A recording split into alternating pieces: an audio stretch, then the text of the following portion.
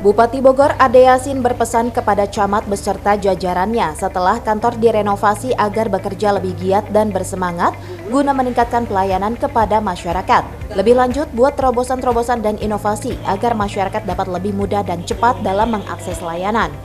Masyarakat jangan sampai datang ke sini pelayannya nggak ada dengan alasan keluar dulu lah dan lain-lain lah pokoknya.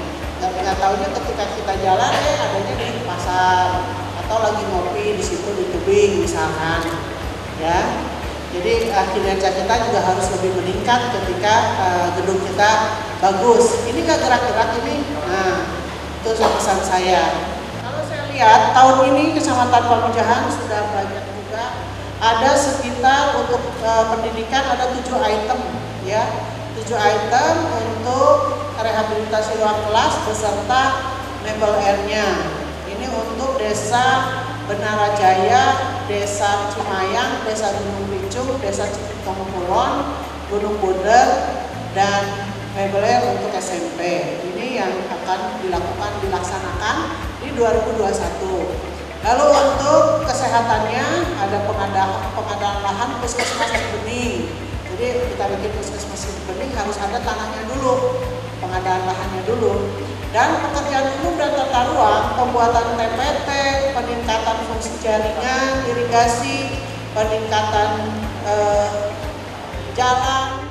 Kecamatan Pamijahan memiliki jumlah penduduk berdasarkan data tahun 2019 sebanyak 141.641 jiwa yang terbagi menjadi 15 desa, 586 RT, 50 RW, dan 47.292 KK. Dalam rencana pengembangan pertanian dan pedesaan Kabupaten Bogor masuk dalam zona pengembangan agroekowisata di wilayah Bogor Barat.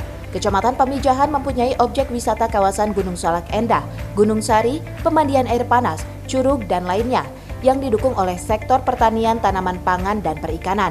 Pemerintah kecamatan dan desa harus dapat memanfaatkan potensi wilayahnya untuk meningkatkan taraf hidup masyarakatnya. Satu selama 1 periode mau akan rasa. Nah mungkin ini yang penyampaiannya yang kurang barangkali, kurang sosialisasi atau mungkin nggak percaya. Rata-rata sih katanya ngomong mungkin cina bupati mere setahun 1 miliar gitu. Biasanya kayak 100 juta ataupun aspirasi misal bupati tara mere ban ke nah ayeuna mah bupati ada ya sih kudu beda gitu ya. Kudu beda karena saya punya beberapa janji dan saya ketika saya kampanye melihat persoalan desa itu rata-rata infrastrukturnya jelek, pengairan ke sawahnya jelek dan lain-lain. Akhirnya saya putuskan dan alhamdulillah disetujui oleh Pak Dewan, dan apalagi saya juga dengan Pak Iwan sudah mikir matang-matang bagaimana resikonya dan lain sebagainya sehingga kita turunkan sami saja 1 miliar 1 desa untuk bagaimana kita bisa memfasilitasi masyarakat dengan aksesibilitas yang bagus.